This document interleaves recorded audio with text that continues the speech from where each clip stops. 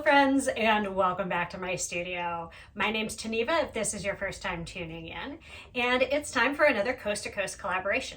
And this week it's my turn to choose the challenge. So my challenge this week was a dustpan pour. After doing the one that I did a couple of collaborations ago, I really had so much fun with it that I decided I just had to go bigger. So if any of you guys know me, I like to do big canvases. So this is my big canvas. Now, if you want to know exactly how I created this canvas, check out the tutorial that I released last week, or one episode ago, I guess, for my channel. And I will go through really step by step and clearly how I do this. For today's video, I'm probably just going to do a really condensed, sped up version so that you guys can kind of see what I did, but not go into super details. So if you want to see that other one, go back in my videos after you're done watching the collaboration today. And as always, please stay tuned for the rest of my friends after me. And yeah, let's pour some paint. So one of the things I want to remind you is that if you have a canvas that's been sitting around for a few days like this has, since I finished all of my gradient work and everything, the canvas has loosened up just slightly. Now, it's not something that visually you will see hanging on the wall or anything like that, but it's not quite as tight as I would like it to be for me to be doing anything else art-wise on it. So I'm going to make sure I turn it over and spray down the back just like I do when I first start a canvas, okay? Get that nice and tight again.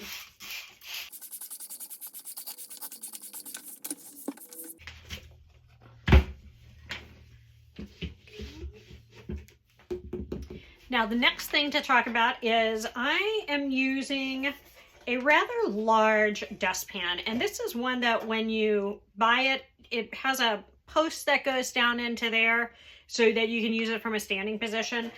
That would get in my way for what I'm doing here, but I wanted something that was appropriately wide for this size canvas, and I also wanted something that would hold enough paint, and it's preferable to have one that doesn't have a lip on it. So some of them will have an edge here, and that just makes it a little harder to get the paint out smoothly, okay?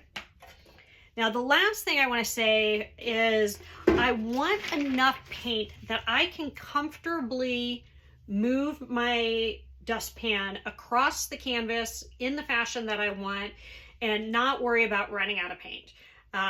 I'd rather have a little bit too much than too little, just like with pretty much all forms of fluid art. It's better to have a little extra than to have too little. Okay, hopefully you can see that. For my dustpan pours, I do like my paint just a little bit thinner than I normally would for a straight pour or ring pour or something along those lines. So definitely not thin by any means, but not like mound on a mound on a mound. Now the other thing I'll say is you'll want to practice with this a few times before moving on to your canvas, especially when you've spent as much time getting your canvas to this point as I have. So I like to kind of play with speed and all of that sort of stuff a few times before I move on to the big one. And what I've found is generally a little bit slower is better than a little bit too fast. Here we are with our paint colors. So over here from Modern Masters, I have Venetian blue, beautiful sparkly blue. I have a white mix, which is a little bit of Modern Masters Pearl White.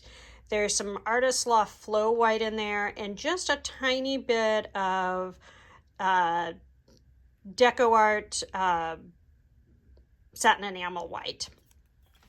And then from Golden, I have their Payne's Gray, their Iridescent Silver, and their Prussian Blue.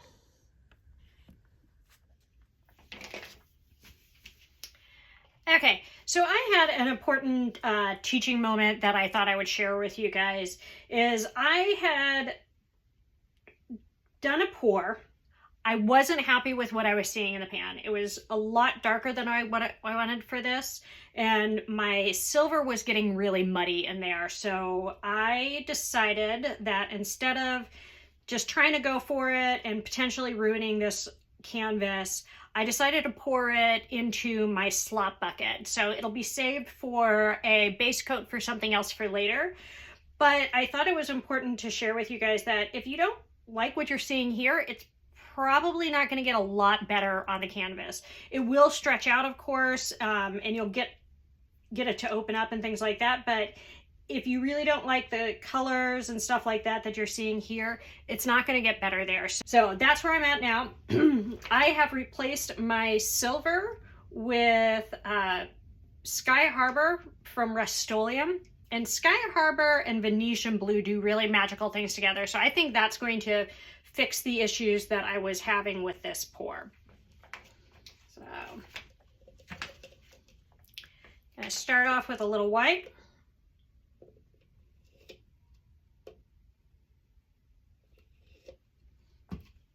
Go right to my Payne's Gray so that I have some nice contrast there.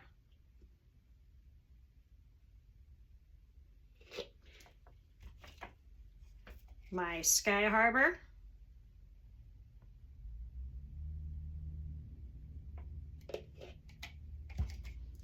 Venetian Blue.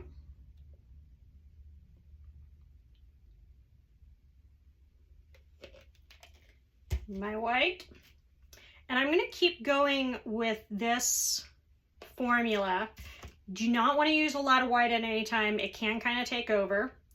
And I'm doing thinner layers at the bottom, and my layers are going to get a little thicker as I go up.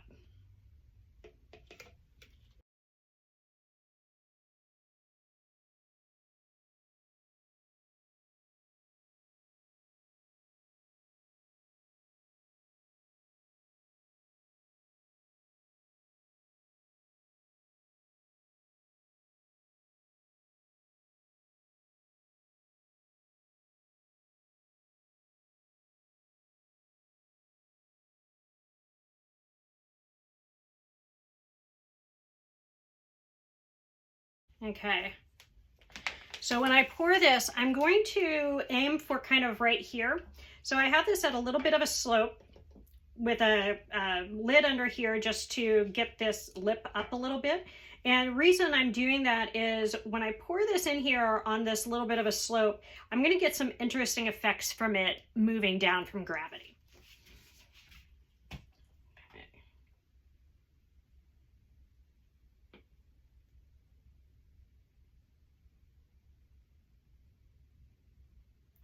Can already tell I'm going to like this one a lot better.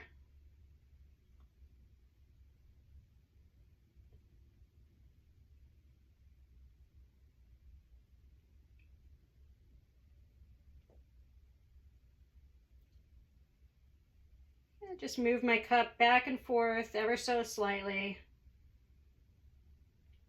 Ah, this is gorgeous.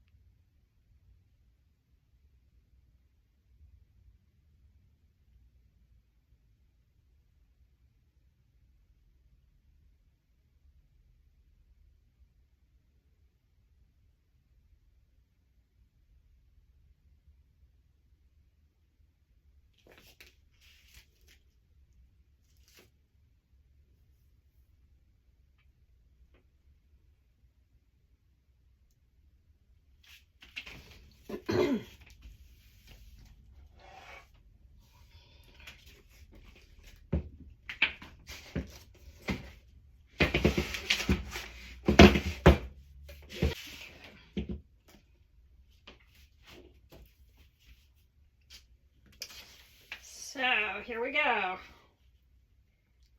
You can see this.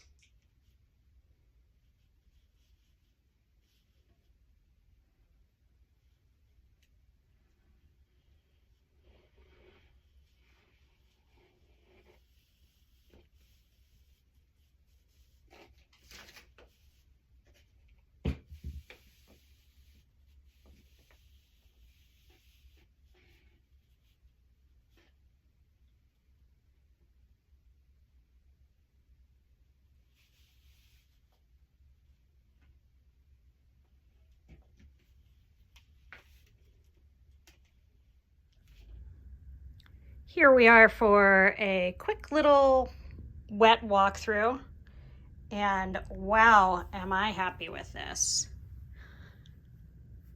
Look at those lines.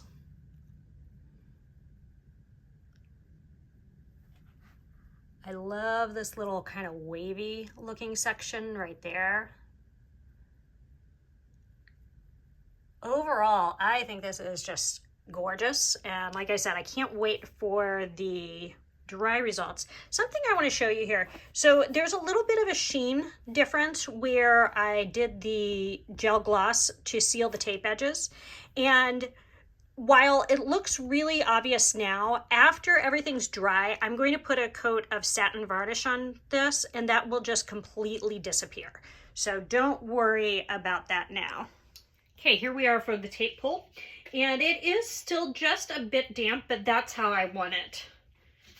Makes it a little easier to get a nice clean line there.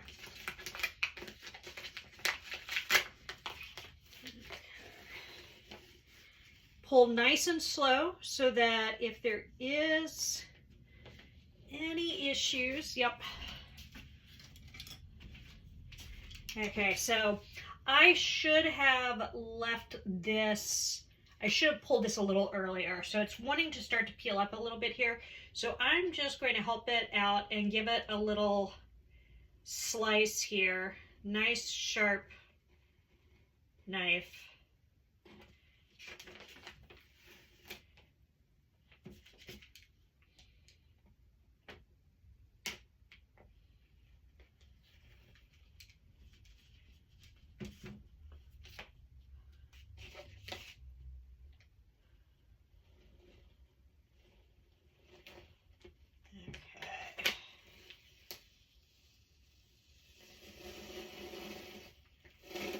There we go.